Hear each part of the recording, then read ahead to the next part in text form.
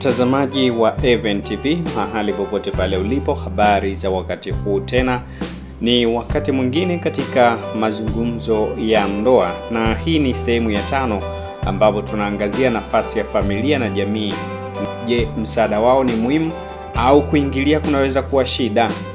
Wageni wetu wa heshima, Mzee Juma na Mama Neema. Mzee Juma, karibu sana. Naona umependeza kweli kweli na pigo zako leo. Karibu sana Mzee Juma. Karibu sana. Umependeza. Siachi kukusifia kwamba umependeza. Karibu.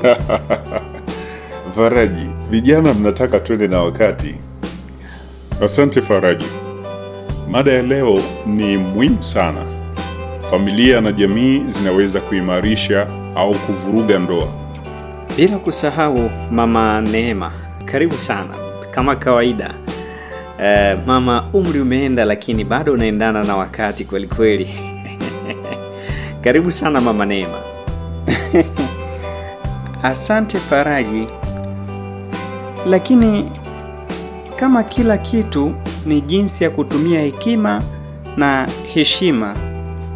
Bila ya kupoteza muda, tuanze na mada yetu kwa siku ya leo. Tuangalie nafasi ya wazazi na ndugu zamani. Mzee Juma, katika ndoa za zamani, wazazi na ndugu walichangiaje? Asante Faraji kwa swali lako. Zamani wazazi walikuwa washauri wakuu. Wangekusaidia kutatua migongano kwa heshima na hekima. Lakini pia walihakikisha kuwa wanandoa wanatimiza majukumu yao bila kuharibu mshikamano. Ndiyo, Mama Neema, naona unahitaji kuongezea hapo. Ndiyo.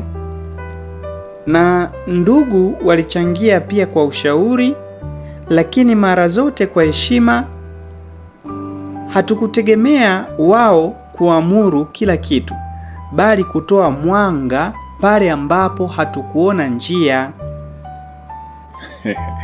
Lakini kama ndugu walikuwa na mabwana wa mavazi, waliweza kutengeneza migongano. Mara nyingine tunacheka sana. Sasa Mama Neema, leo familia na jamii wana nafasi gani katika ndoa? Asante sana Faraji. Leo baadhi ya wazazi wanashirikiana. Wengine wanaingilia sana ndoa za watoto wao. Wanaweza kusaidia au kusababisha mvutano. Wanafunzi wa mitandao mara nyingi wanapokea ushauri kutoka kila mtu mtandaoni badala ya familia. Ndiyo, na hii inaweza kuwa changamoto. Wazazi wanaweza kuwa na hekima, lakini pia wanaweza kuingilia bila kuzifahamu hisia za wanandoa. Sasa hivi baadhi ya vijana wanapokea advice kutoka Facebook kabla ya wazazi. Si heshima. Na wakati mwingine wanapoteza mwelekeo wa mshikamano. Tuangalie changamoto za kuingilia na msaada. Kwa nini baadhi ya uingiliaji wa ndugu au jirani unakuwa ni tatizo? Kwa sababu mara nyingine wanandoa wanahitaji kushughulikia matatizo yao wenyewe. Kuingilia kunapunguza uvumilivu na kuingilia heshima ya maamuzi.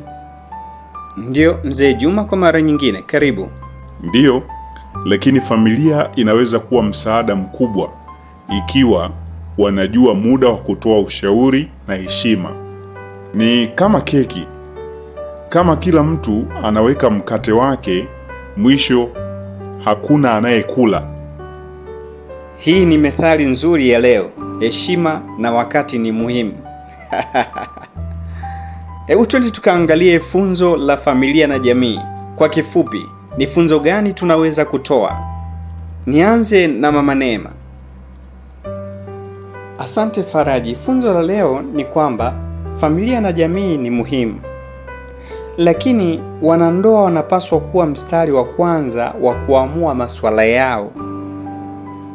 Ushauri ni mzuri, lakini heshima na uvumilivu lazima vipatikane kwanza. Hakika, usikubali kuingiliwa kupita kiasi, lakini pia usiogope kupata msaada. Kila jambo linahitaji hekima na tabasamu. Kwa hivyo, ndugu zangu, leo tumejifunza kwamba familia na jamii zinaweza kuwa msaada mkubwa, lakini pia changamoto ikiwa hawatumii hekima. Kipindi kijacho tutaangalia suluhisho, ndoa iweje ili idumu. Usikose kuungana nasi katika kipindi kijacho cha mazungumzo ya ndoa. Katika sehemu hii ya 5, mwongozaji wako mimi ni Faraji, na nilikuwa naye Mzee Juma na Mama Neema. Niwatakie siku njema na karibuni tena. Asante sana kwa kutualika wakati mwingine Faraji. Tukutakie wakati mwema. Asante sana Faraji kwa kutualika tena wakati mwingine. Tukutakie siku njema.